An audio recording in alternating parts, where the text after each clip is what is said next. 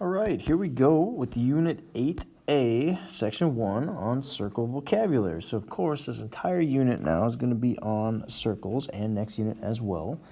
So, before we even begin, we need to start with some vocabulary. So, first of all, what is a circle? Well, a circle is all points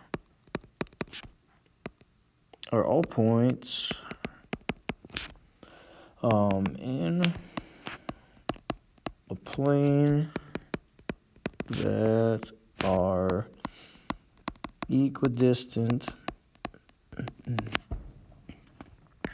from a fixed point. There you go. A radius is a segment connecting the center of a circle to any point on the circle.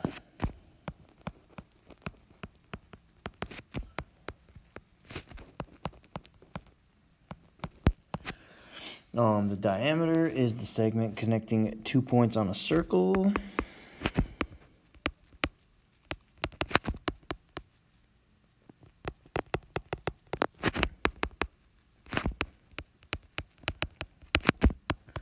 On a circle here, through the center. And that part's important.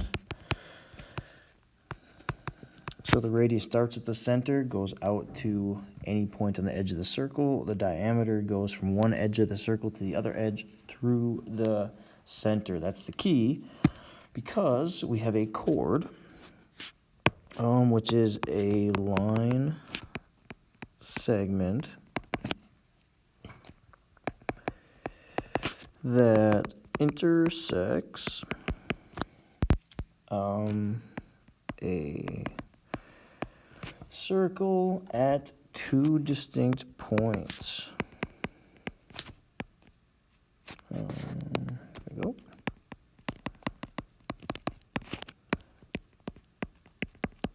And you can see over here a circle or a chord connects 2 points on the edge of a circle but does not go through the center. So it's similar to a diameter, except it does not go through the center. A diameter does. A secant is a line that intersects a circle at two distinct points. You're probably thinking to yourself, it's very similar to the last definition of chord. Yes, it is. The difference is that a chord is a line segment, so it starts and stops at the edge of a circle. A secant is a line, meaning it goes all the way through the circle forever in both directions. It does not start and stop at the edge of a circle. And last but not least, a word we talked about last unit but has nothing to do with what it means in this unit, a tangent. That is a line that intersects a circle at a single point. So you can see up here, it's a line that basically brushes by the circle, touches at one single point, and keeps going on forever in both directions. Not the trig function that we talked about in the last unit. All right, so moving on. It says here, choose a point, segment, or line from the diagram that fits each word. So this kind of goes all the way back to the first unit of geometry, where we had symbols differentiating between lines, line segments, and stuff like that. So it's going to be important that you get the correct symbols above the letters we're talking about. So for example, tangent. So I need a line that just brushes by the circle, touches it at one point. So I see this line right here. So how could we name that line? Well, we could call it DE, and then I have to put the line with two arrows above it. Line DE. Okay, jumping over to the right, a chord. So if you don't remember what a chord is, it's a line segment that intersects a circle at 2 points. So basically, it starts and stops at the edge of a circle, but does not go through the center. So you could say here, for example, AG. But the difference between AG, the chord, and AG, the secant, is that AG is just a line segment, no arrows, it starts and stops. And I guess technically AB could be considered one as well, even though the diameter would be a more specific term for it. A radius. So this is a line segment that starts at the center and then goes to the edge. So you would maybe want to say CA, line segment, no arrows. So start at C, go to A, start and stop. Or you could have said CB, start at the center, go the other way to the edge. Again, starting and stopping. The center, we just name that by a single point, a single letter, C. That would also be the name of our circle. The diameter, I kind of already gave this one away, but that would be AB. We're going from one edge of the circle through the center to the other edge. And a secant, so this is a line, not a line segment, that goes through the circle, but keeps going on forever and ever, doesn't start and stop at the edge like a chord does. So it's AG, similar to the chord up here, but the difference is now it's a line. So now we have arrows on both ends because it doesn't start and stop at the edge of the circle. So there you go, just kind of putting a little bit of the vocabulary here to use. So we're going to talk about circles in the same plane and then circles and their tangents. So what we want to do here is just draw two circles that intersect at 2 points. So how about, I wonder if I can do this to make my shapes look nice. Let's see. So how about, nope. All right, I guess we'll just draw our own.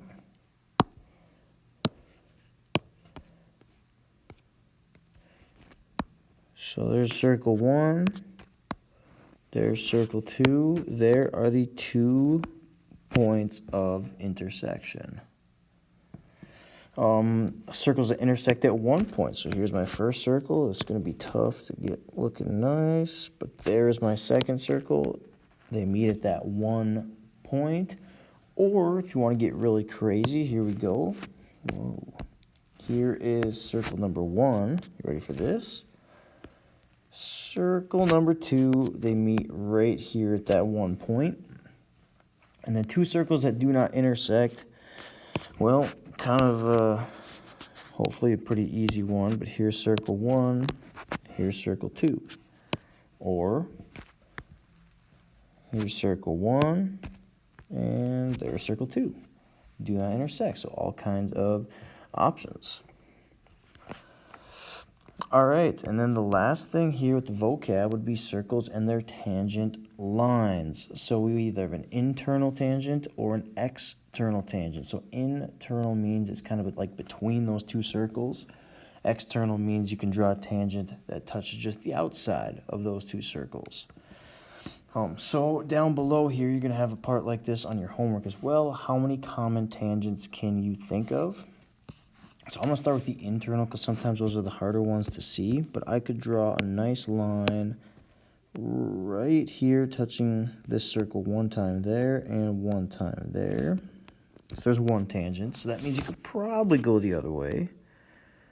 Boy, that was pretty terrible. So let's try again. There's 1, 2, touching there. So I have 2 tangents.